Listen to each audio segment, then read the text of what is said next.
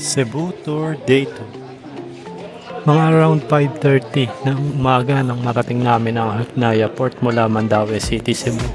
For this itinerary mula dito sa mainland Cebu ay tatawid kami ng Roro papuntang Bantayan Island. Around 6:40 ng umaga na din nang magsimula ang onboarding. After makaakyat ay naghintay lang kami ng mga ilang minuto na makaalis ang Roro. Lag cellphone mo dyan, Dad. At sa wakas ay nakaalis na din. Habang nasa biyahe ay sinamantala na namin ang oras dito para makapagpahinga. Mabuti at merong higaan itong Roro na nasakyan namin. Makatulog na nga din si Bunso dahil sa lakas ng hangin. After ng isang oras na biyahe sa karagatan ay narating na namin ang Santa Fe sa may Bantayan Island ng Cebu. Matapos namin makalabas ng Santa Fe Port ay naghanap na nga kami ng masasakyan papuntang hotel na aming tutuluyan. Dito nakita namin si Kuyang tricycle driver, sa kanya na nga din kami nagpahatid. Habang nasa biyahe ay nalaman namin na sumasideline din pala siya bilang tour guide. Kaya after niya kami ibaba ay hiningi na nga din namin ang number niya para makontak namin siya kinabukasan for the next tour.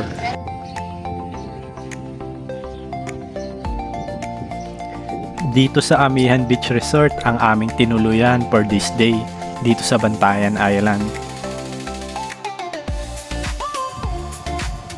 Halika, pakita ko lang sa inyo ang mini pool nila dito katapat ang magandang beach.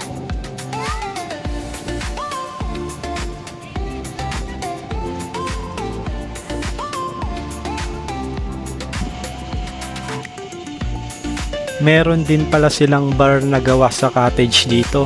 Goods na goods to para sa mga gustong mag-unwind, unwind.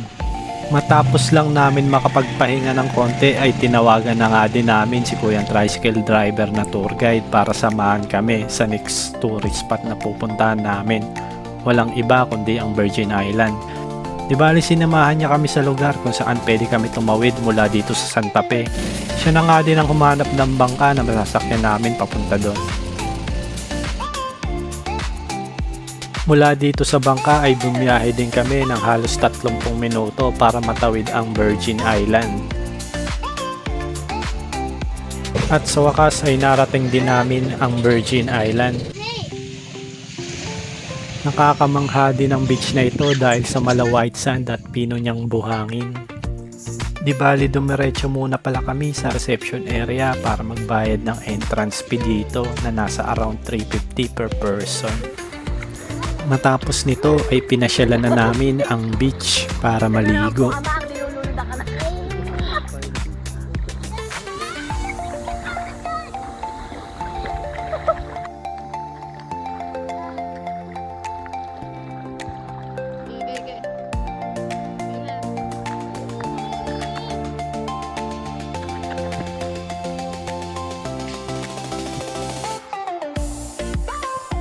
Kamangha-mangha din talaga ang view sa lugar na to.